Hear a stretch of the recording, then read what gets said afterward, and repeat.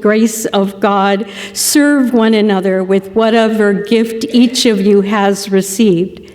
Whoever speaks must do so as one speaking the very words of God. Whoever serves must do so with the strength that God supplies, so that God may be glorified in all things through Jesus Christ. To God belongs the glory and the power forever and ever. Amen.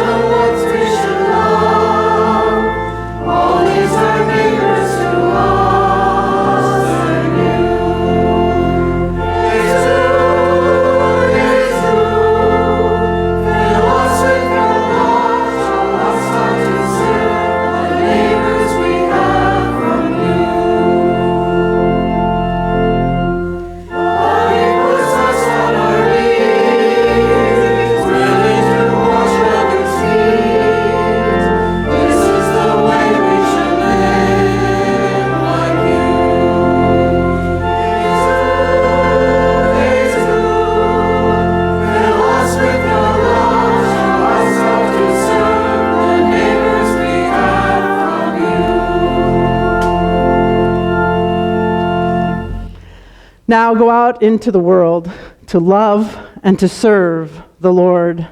And may God's blessing be with you this day and every day the rest of your lives. Amen.